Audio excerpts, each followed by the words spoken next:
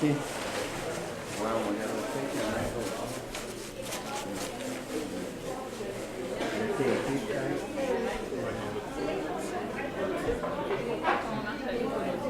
Puis là, ils ont une mère auquel ils s'attendaient absolument pas. Ah non? Joanne qui prend du café. Ça, c'est le nouveau truc, hein, brasser le café avec des lignes Ouais, mini. ouais, c'est pas ici pas longtemps. Apprécie la journée de formation. Et ouais, voilà, je pense que C'est vraiment un bon timing. Tout le monde est arrivé au même moment. C'est ça. Vraiment parlant. Même j'ai parlé trop vite parce que Thierry me stressait. Je me suis dit, je parlais trop vite. Je parle vite de nature, mais c'est pas Thierry.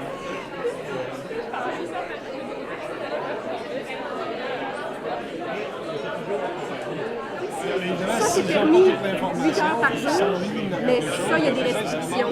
Il y a quelque chose d'intéressant. Je trouve aussi que le rapport tactile, il est très pauvre sur un écran. Magali a aimé s'imprimer. Franchir, on peut juste amener.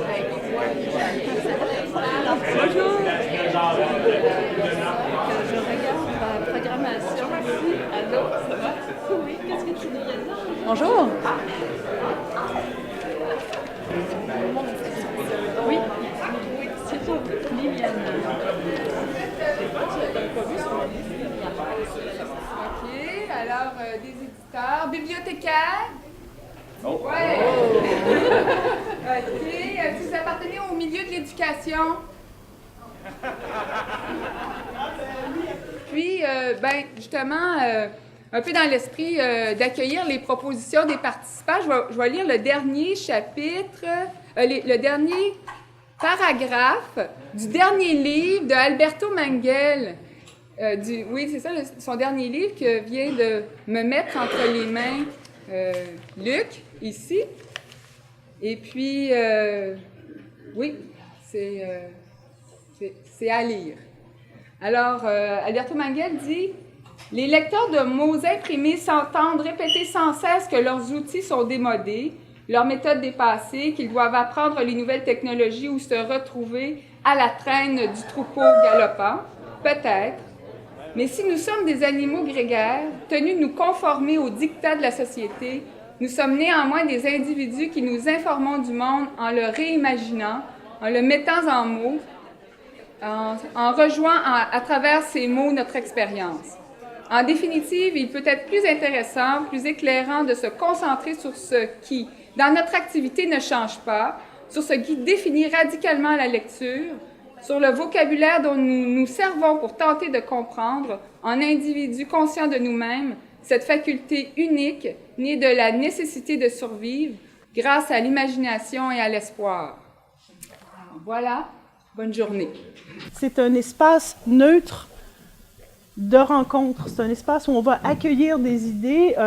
Il n'y a pas de combat. On ne veut pas faire de combat, même si cette pièce porte un nom mythique, le ring, en fait. Mais c'est ça. C'est donc la suite des fameux labos publics, des discussions sur le livre. Alors, j'ai ici des tas de papiers, j'ai des crayons, tout près de la table. Je vous invite donc, si vous avez des sujets, à venir les proposer. Voilà. Alors, allons-y très rapidement parce que dans moins de 15 minutes, on va pouvoir commencer les autres activités, notamment dans cette pièce. Je vous invite. Allez-y. Bravo, Annie. Courageuse.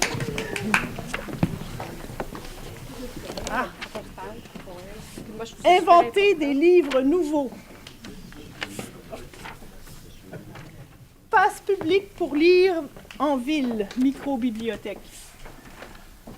Tiens, on va mettre ça avec l'écriture. Ici, on va se faire... on peut grouper les sujets ensemble parce qu'il y a beaucoup de sujets qui sont... Le passage, pas évident, entre les sites Internet et la parution sur papier. Entre guillemets, la censure est plus forte sur le papier, point d'interrogation. Ah, sujet numérique.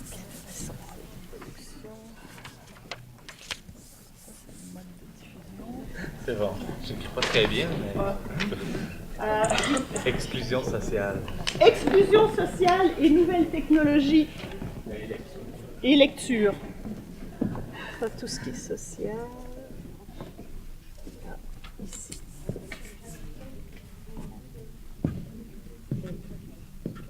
plateforme d'auto-édition numérique. Oui, là, vous votez plein d'autres trucs. Là. Vous pouvez voter sur plusieurs. Vous n'avez pas que ce choix. Voilà, je récupère les... Quand vous sortez comme un produit, est-ce que vous le reproduisez, mettons, sur la plateforme numérique puis sur la plateforme papier ou c'est complémentaire? Pour la question, est-ce que c'est la même chose?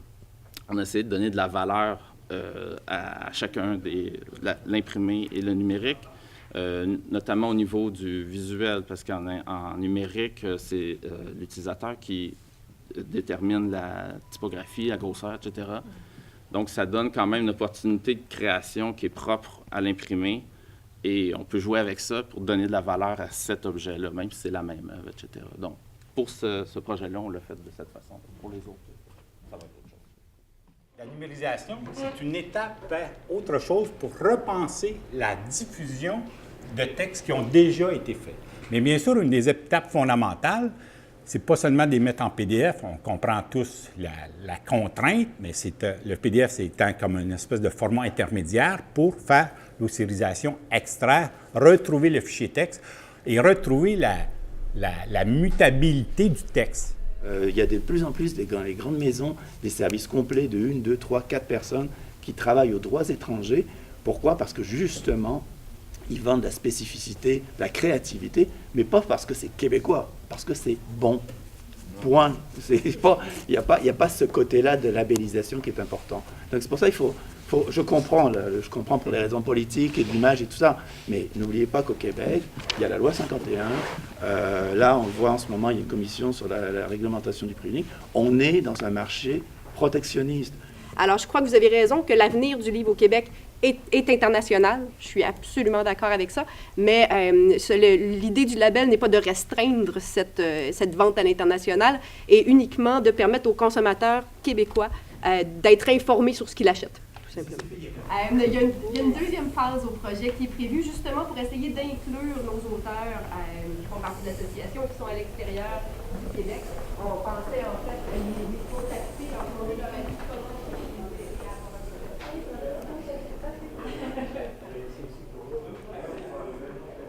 Le catalogue de la bibliothèque, il est conçu sur la description de la monographie. On a fait les périodiques ailleurs, d'une autre manière, en décrivant le contenu des articles qui est dans le périodique. Donc, la monographie, pour moi, c'est un modèle qui est explosé et que si on abandonne ça, puis qu'on se met à décrire les contenus, tu dis, ah tiens, là-dedans, il y a une illustration. Ah, c'est l'illustration que je cherchais. Elle n'est pas identifiée dans le livre. Ah, je l'ai trouvé ça. Tiens, c'est Jacques Vigée, bon, maire de Montréal. S'il dit Jacques Vigée, c'est que sa contribution va participer à la description de la connaissance. Tu sais, il faut voir large. Puis des fois, moi, je le vois dans mon milieu. Des fois, le monde « Ah, mais pourquoi tu parles de banque alimentaire? On parle de lecture. » Je suis comme « C'est parce que si tu as le ventre vide, tu ne seras pas très apte. » Je me souviens avoir fait pendant 2 ans à Montréal ce qu'on appelait, nous, les paniers de Noël littéraires. Au panier alimentaire s'ajoutait un panier de livres neufs. Lui, il va en parler à d'autres lecteurs que tu ne ciblais pas au début et tout. Mais ça, c'est pour pas qu'on fasse quand ça sort. D'accord, mais ça c'est en ligne déjà? Non, je suis en train de le développer en ce moment. Toutes les écoles, il y a du monde non, mais il y a du monde en... Quelqu'un qui s'auto-édite au Québec a une étiquette très négative dans le milieu officiel du livre. C'est très rare qu'on entend parler de l'auto-édition. Et c'est très propre au Québec. Parce qu'en France, c'est pas comme ça. Aux États-Unis, c'est pas comme ça. Au Canada anglais, c'est pas comme ça. Lorsqu'il y a un succès dans l'auto-édition, que ce soit en France ou aux États-Unis, on ne fait pas la différence entre le type d'édition qui a été choisi. Oui, c'est un livre auto-édité, on va le souligner dans l'article, mais on ne fait pas un article parce que le livre a été auto-édité, on va le souligner parce qu'il a été un succès. Il y a un très large registre de contenu qu'on pourrait, documenter, puis éventuellement là, encourager à se publier à travers nos institutions ou encore, il y a des maisons d'édition comme les vôtres là, qui pratiquent la contre-édition. Donc, la bibliothèque, en fait, pourrait participer de ce mouvement-là? J'ai dit quelque chose de... Des fruits de mer.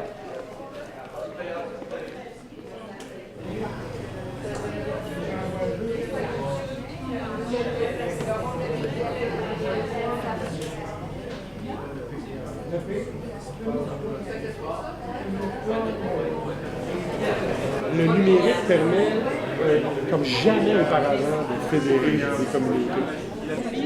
OK. Ça va être où, là? Parce que ça va probablement être la reine, celle qui est ouverte, la porte, tu vas voir la porte qui est ouverte, là.